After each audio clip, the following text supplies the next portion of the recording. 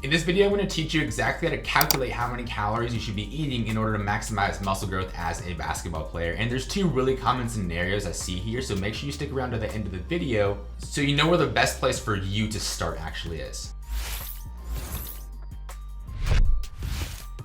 So far in this series, we've dialed in your ideal meal schedule, so you're eating at consistent times. We've dialed in your ideal meal structure, so most of your meals are following that structure of protein, carb, fat, and veggie. And I've had you track your calorie intake for about 2 to 3 days in order to get that initial baseline of your current calorie intake, which is a crucial piece of the puzzle when it comes to actually figuring out how many calories you should be eating. And if none of that stuff sounds familiar to you, definitely be sure to check out the first 3 episodes of this series. I'll link those all in the description below. And I highly recommend watching those 3 episodes and coming back to this one, because the stuff in this episode will make a lot more sense with that context of the first 3 episodes. And in today's edition of The Ultimate Guide to Gain Weight as a Basketball Player, we're going to be discussing how many calories you actually should be eating to gain weight. So we figured out how many calories you are eating, and then we're going to use that information and some other stuff to figure out, okay, what's the best amount of calories that you should be eating right now to actually gain weight and get the muscle gain process going. So first things first, we've got to take the average of the data that you collected over the past 2 to 3 days. So literally just take the average, find your average calorie intake,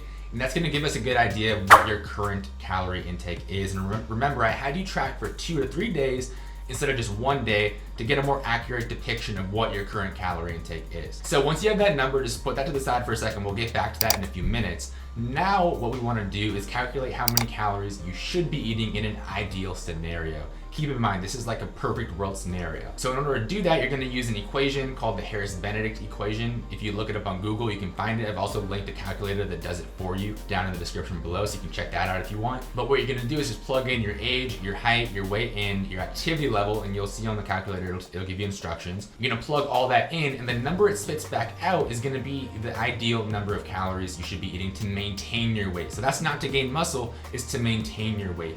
That's a perfect world scenario. So if you're lucky, you've tracked your calorie intake, you have your current average intake, and you look at that number, and they're actually pretty close. So for example, you should be eating 3,500 calories to maintain your weight, and maybe you're eating 3,300 or 3,400.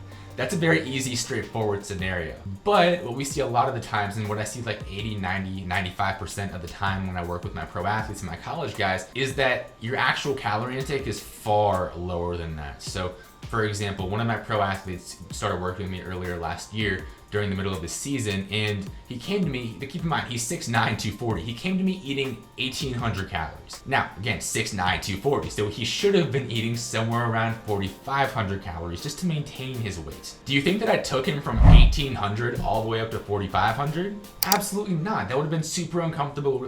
It would have been hard for him to do, and it maybe would have caused him to gain some unnecessary weight because we went up in calories way too quickly, and maybe his metabolism slowed down a little bit. So instead, what we did was we took a stepwise approach and incrementally got him from, okay, 1,800 to 2,200 to 2,600 to 3,000, 3,400, so on and so forth, till we got him eating the right amount of calories. And that's what I want you to do here if you're in this situation. So if you're in that situation where the difference between your current average intake and what you should be eating to maintain your weight is more than 500 calories, you're going to want to take that stepwise approach. And what you're going to do exactly is take your current intake and increase that by 20%. And then after you do that for a week, you're going to increase by 100 to 200 calories every single week until you get up to your ideal maintenance calories. So let's say, for example, you should be eating 3,500 calories to maintain your weight, but you're only eating 2,000 calories currently.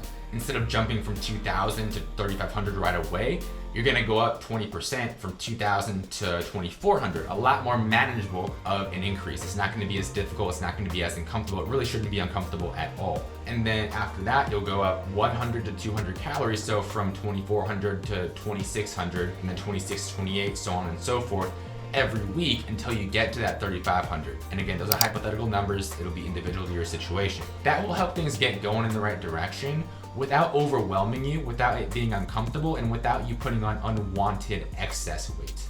Now, if you're in a situation where you're lucky and your maintenance is 3,500 calories and you're eating 3,300, cool, then just jump up to 3,500. You're cool, you're fine.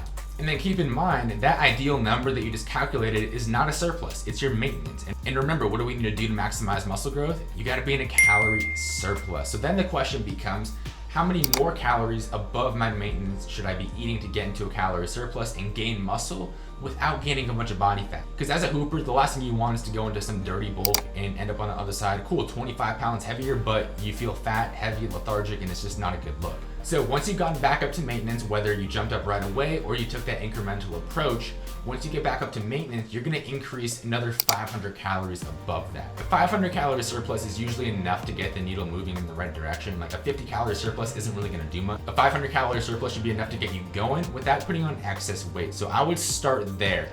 And in a future video in this series, I'll teach you how to make adjustments, and if for whatever reason that 500 calorie surplus doesn't work, then I'll teach you how to kind of get around that and troubleshoot that. But for right now, start at that 500 calorie surplus. So again, if your maintenance was 3,500, go to 4,000. If your maintenance was 4,000, go to 4,500. If your maintenance was 2,000, go to 2,500.